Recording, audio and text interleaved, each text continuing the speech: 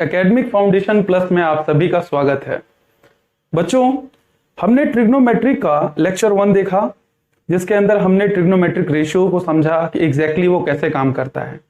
जैसे ही हमने कॉन्सेप्ट को समझा तो आप देखते हैं कि जैसे ही हमने उसमें क्वेश्चंस बनाए 8.1 के हमने 5 क्वेश्चंस बनाए और आपने उसमें क्या देखा कि एक भी ऐसा क्वेश्चन नहीं था जो हमें कॉन्सेप्ट पढ़ने के बाद हम उसे ना कर पाए। तो बच्चों, इसी तरीके से आप 8.1 के क्वेश्चंस को करेंगे और जो कुछ ऐसे पार्ट्स हैं जैसे कि 8.3 हो गया जो हमारे सिलेबस में नहीं है, तो ऐसे ऐसे चीजों को मतलब छोड़कर नहीं चलना है, हमें उसे पढ़ना है क्योंकि वो सारी ही चीजें आपके हाइट एंड डिस्टेंस में काम आएंगी। अगर मैं आपसे कहूं कि आपको कॉम्प्लीमेंट्री एंगल्स वाले जो रेशियोज निकालेंगे हम वहां पर उसको नहीं पढ़ना है, उसे भी पढ़ना है। उसे हम कहाँ यूज करेंगे? हमारे हाइट एंड डिस्टेंस में। इसीलिए हम ट्रिग्नोमेट्री के एक एक पार्ट को अच्छे से समझेंगे ताकि वो हमारे लिए आगे भी काम कर सके। तो चलिए आज हम स्टार्ट करते हैं ट्रिग्नोमेट्रिक में, और इसमें आज जो हम सीखने वाले हैं सबसे इंपॉर्टेंट पार्ट है ट्रिग्नोमेट्री का। और इस लेक्चर में, इस कॉन्सेप्ट के अंदर में हम क्या क्या देखेंगे कि सबसे पहले कुछ ऐसे स्पेशल एंगल्स होते हैं। कहने का सेंस क्या है? स्पेशल एंगल को कहने का मतलब क्या है कि कुछ ऐसे स्पेशल एंगल्स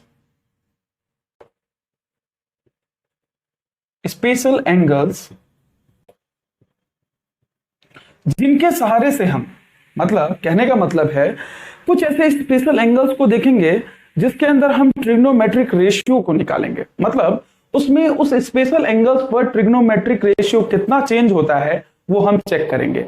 एग्जैक्टली में आप कुछ चीजें जानते हैं कि अगर मैं बात करूं एंगल्स की, तो एंगल क्या होता है? 0 डिग्री से लेकर 360 डिग्री तक होता है, 360 तक होता है। बच्चों, अगर मैं आपसे कहूं कि इसमें अगर मैं कहता हूं साइन थीटा की बात करता हूं, साइन थीटा एग्जैक्टली में क्या होता है? P/h, मतलब परपेंडिकुलर अपॉन में हाइपोटेनियस।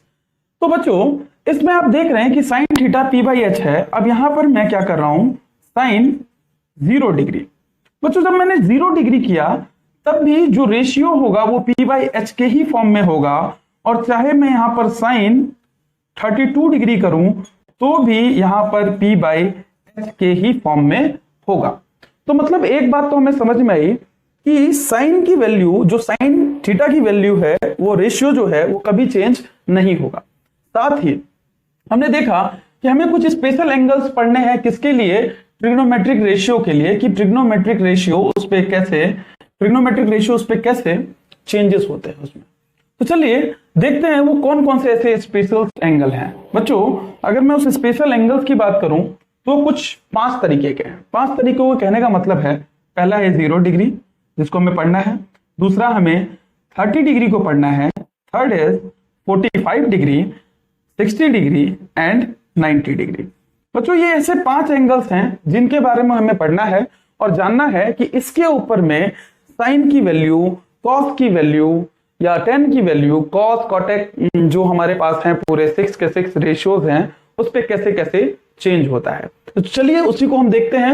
और इसमें एक टेबल है, उस टेबल को हमें समझना है क्योंकि यहां पर क्वेश्चंस किस तरीके से होते हैं इसको एक बार हम देख लेते हैं। इसमें क्वेश्चंस होते हैं sine 45 degree plus cos 45 degree कितना होगा। तो बच्चों, हमें इसकी वैल्यू एग्जैक्टली पता होनी चाहिए। साइन 45 डिग्री की वैल्यू कितनी होती है, कॉस 45 डिग्री की वैल्यू कितनी होती है, और इसे हम यहां पर लिखेंगे। उस वैल्यू को लिखने के बाद हम इसका आंसर निकालेंगे। तो उसी टॉपिक को हमें पढ़ना है। तो पहले हम इसमें इस स्पेशल एंगल को जानने के लिए हम इसको 3 तरीके से स्टडी करेंगे। 3 तरीके का कहने का मतलब है, सबसे पहले हम टेबल देखेंगे, फिर हम ये देखेंगे कि एग्जैक्टली ये टेबल बनने के लिए क्या लॉजिकल वे है, और उसके बाद हम देखेंगे इसका कॉन्सेप्चुअल वे। मतलब इस पूरे पार्ट को हम 3 वे में पढ़ेंगे।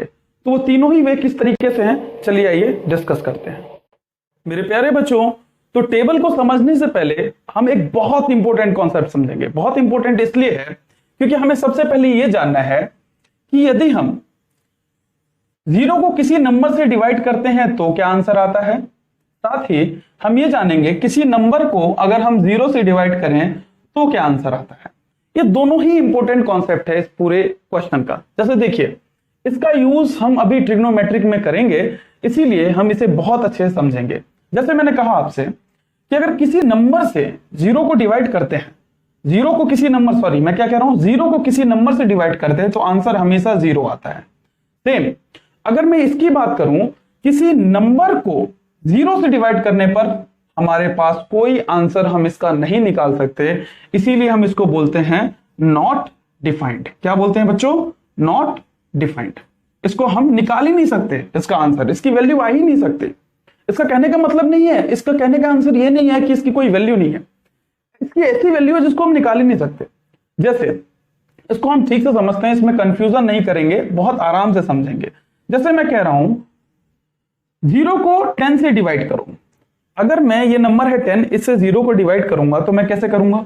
मैं यहां पर 10 लिया हमने, यहां जीरो लिया और हमने क्या कहा 10 इंटू में जीरो, 10 जीरो जा क्या बोलेंगे?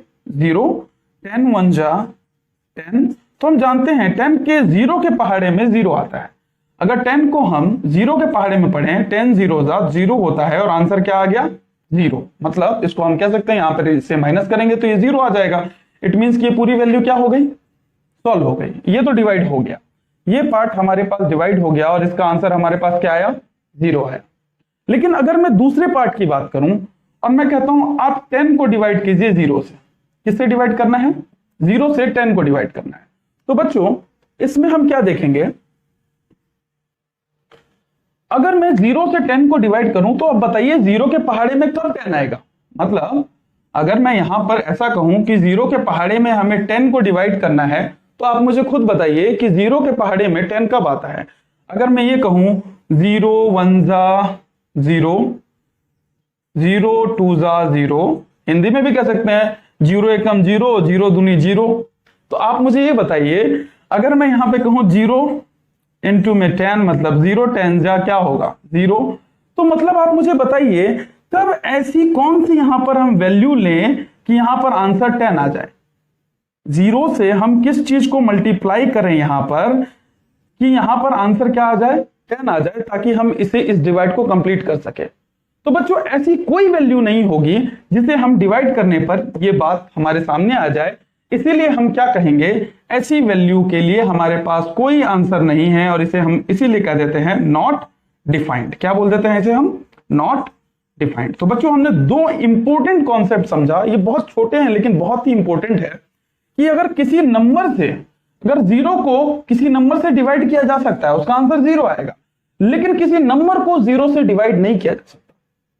अगर मैं जीरो से किसी नंबर को डिवाइड करूंगा तो वहां पर ये नॉट डिफाइंड हो जाएगा, उसका आंसर नहीं आ सकता। तो बच्चों इसका हम अभी इस्तेमाल करने वाले हैं, इसीलिए मैंने इस पूरे टॉपिक को डिस्कस कर लिया। तो एक लॉजिकल, एक सीधे फंडे को हमें यह समझना है कि यदि नीचे कोई भी जीरो होगा, बस हमें यह समझना है अगर डिवाइड में नीचे जीरो होगा तो उसका आंसर हम नहीं निकाल सकते, वो नॉट डिफाइंड हो जाएगा। क्या हो जाएगा? एनडी हो जाएगा, उसका आंसर नहीं आ सकता। ये हमने यहां से कॉन्सेप्ट के थ्रू भी समझ लिया है। तो चलिए अब हम आगे चलते हैं।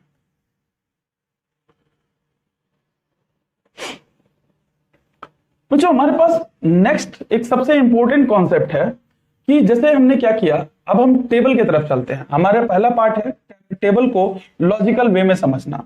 तो हमारे पास कुछ स्पेशल एंगल का टेबल है, मतलब ये आपके एनसीईआरटी बुक में भी दिया होगा, वहां पर 0 डिग्री, 30 डिग्री, 60 डिग्री इन सब की वैल्यूज दी होंगी। तो एक टेबल है हमारे पास कुछ स्पेशल एंगल्स के लिए, जिसमें हमें ट्रिग्नोमेट्रिक रेशियोज को देखना है कि कितना चेंज होता है, क्या चेंजेस आते हैं उसमें, ये सभी हमें चेक करना है।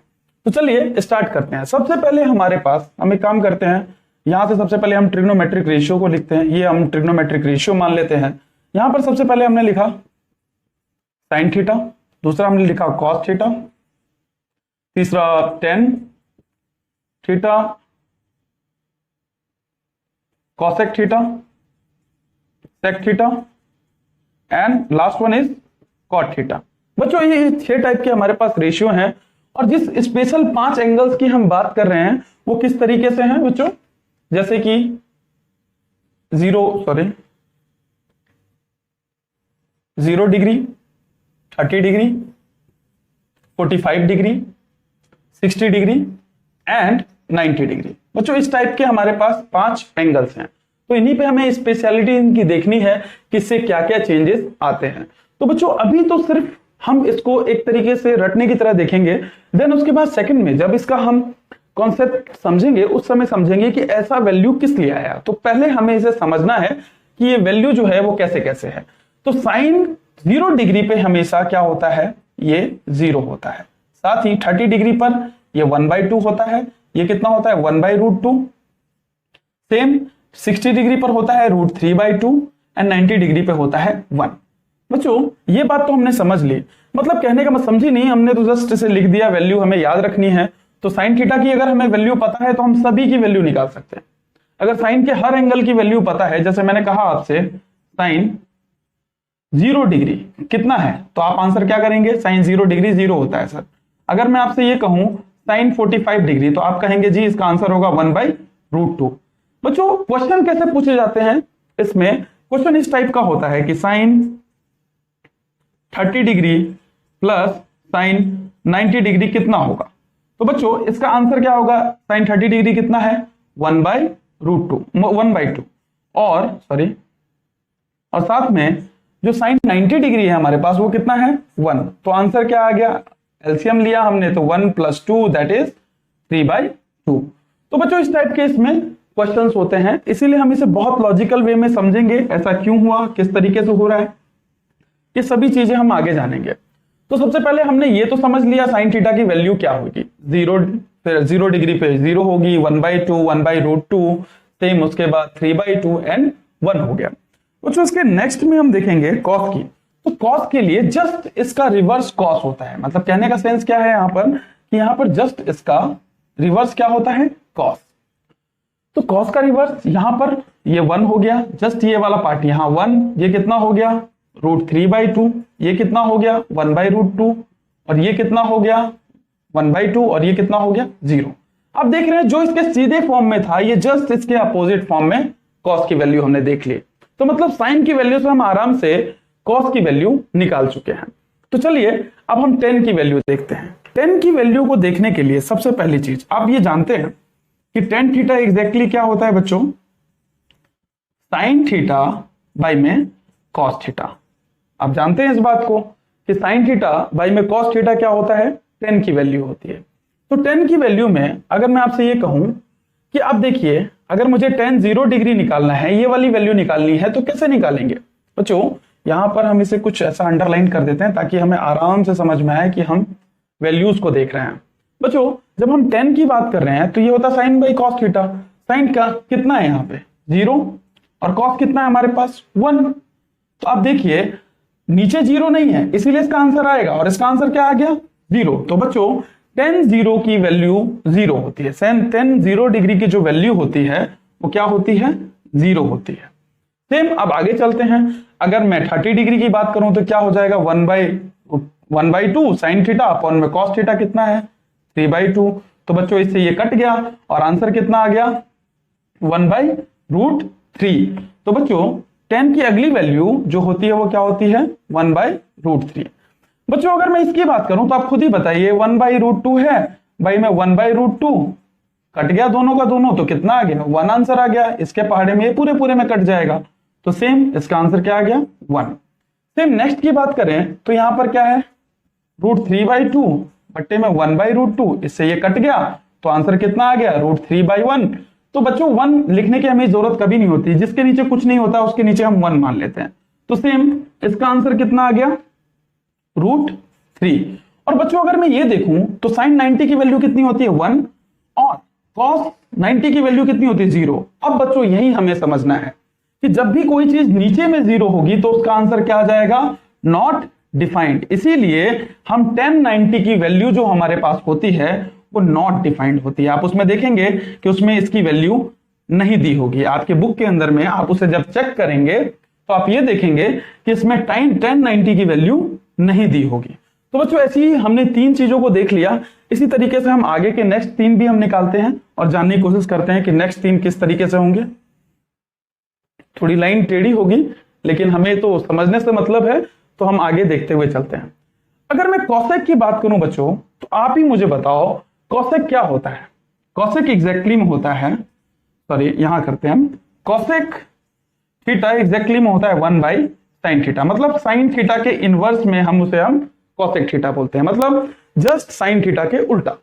तो बच्चों अब देखिए यहां पर साइन थीटा क्या है, 0 डिग्री पर क्या है 0, जिसके नीचे कुछ नहीं होता उसके नीचे क्या होता है 1। अब बच्चों अगर इसका हम उल्टा करेंगे तो क्या हो जाएगा 1/0, और 1/0 का मतलब क्या हुआ नॉट डिफाइंड, मतलब इसकी वैल्यू क्या है नॉट डिफाइंड है। मतलब कॉसेक थीटा अगर 0 डिग्री पर है तो वो नॉट डिफाइंड होगी, उसको हम डिफाइंड कर ही नहीं सकते। नेक्स्ट पार्ट देखते हैं हम इसमें कि अगर हमने 30 डिग्री माना, 30 डिग्री पे साइन क्या है 1/2, तो जस्ट इसको अगर हम उल्टा करें तो क्या हो जाएगा 2/1, और 1 लिखने की तो हमें जरूरत है नहीं, इसीलिए जो अगली वैल्यू होगी वो क्या हो जाएगी 2। नेक्स्ट देखें हम 45 डिग्री पे क्या है 1/√2, अगर ये 1/√2 है तो जस्ट इसका उल्टा करेंगे तो क्या हो जाएगा बच्चों √2, तो इसको हमने क्या किया √2 हो गया। समझ में आ रहा है? सेम अगर ये ऐसे है इसका जस्ट उल्टा करेंगे तो 2/√3, और अगर ये 90 डिग्री है और ये 1/1 मान सकते हैं, इसको जस्ट उल्टा करेंगे तो ये 1 ही होगा। तो बच्चों इसी तरीके से हमने कॉसेक की वैल्यू भी निकाल ली। तो चलिए नेक्स्ट देखते हैं, हम सेक थीटा की बात करते हैं। सेक की बात करेंगे तो ये क्या होता है, सेक थीटा इज एग्जैक्टली में क्या होता है कॉस थीटा के जस्ट अपोजिट होता है सेक थीटा, मतलब sec theta is equal to 1/cos theta, right, इस बात को हम जानते हैं। तो ये इसके अपोजिट होगा, तो इसके अपोजिट होगा तो ये कितना हो गया 1 हो गया, जस्ट इसके अपोजिट तो क्या हो जाएगा 2/√3। हम इसके अपोजिट देखें तो क्या हो जाएगा √2, इसके अपोजिट देखें तो क्या हो जाएगा 2, और इसके अपोजिट देखेंगे तो नॉट डिफाइंड। क्यों बच्चों, अगर कॉस की वैल्यू आ रही है 0 तो 0 के नीचे कुछ भी नहीं होता तो 1 मान लिया, और अगर हम इसे उल्टा करें तो अब क्या हो जाएगा आप खुद बताइए, ये हो जाएगा 1/0, और जिसके नीचे 0 होता है आप जानते हैं वो अपने आप में नॉट डिफाइंड होता है, अभी अभी हमने पढ़ा। तो इसी के साथ हमने किसकी वैल्यू निकाल ली, सेक की भी वैल्यू निकाल ली। अब लास्ट हमारे पास बचता है कॉट थीटा। कॉट थीटा क्या होता है टेन थीटा के अपोजिट, तो 0 है तो ये क्या हो जाएगा नॉट डिफाइंड, आप खुद जानते हैं 0 है। टेन थीटा हमारे पास क्या है एग्जैक्टली में, टेन थीटा हमारे पास है 0, तो आप बताइए कॉट थीटा कितना हो जाएगा, जिसके नीचे कुछ नहीं 1 होता है तो 1/0, तो 0 अगर नीचे हो गया तो वो नॉट डिफाइंड हो गया।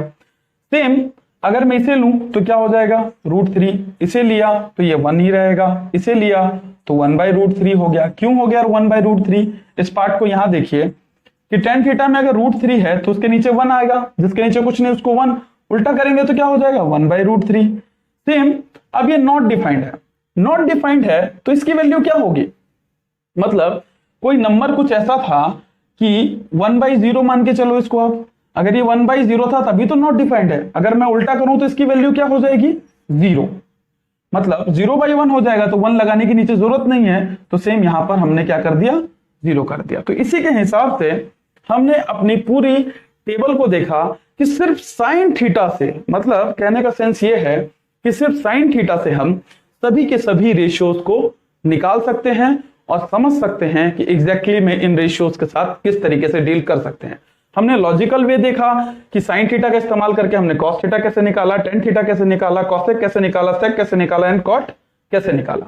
तो इस तरीके से हमने सिर्फ इसमें हमें जानने वाली बात यह है, ये स्पेशल एंगल कहने का सेंस ये है कि इसकी वैल्यू हम आसानी से डिफाइन कर सकते हैं, इसलिए हम ऐसे एंगल्स को स्पेशल एंगल्स का दर्जा देते हैं।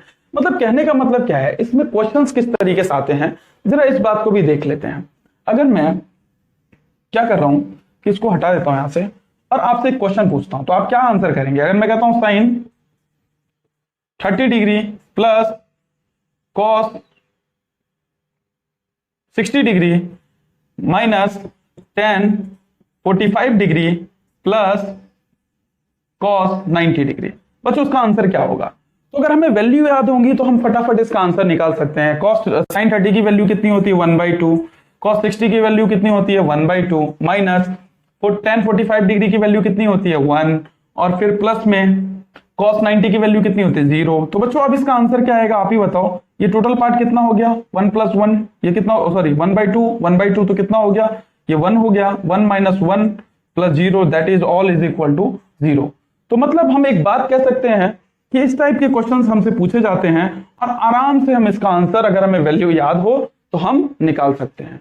नेक्स्ट पार्ट में अब इसके हम अब ये सीखेंगे, इसका कॉन्सेप्चुअल वे देखेंगे कि ये वैल्यूज आते कहां से हैं, कैसे ये वैल्यूज बनती हैं, किस तरीके से इसका पूरा कॉन्सेप्ट है, उसे हम आगे समझते हैं।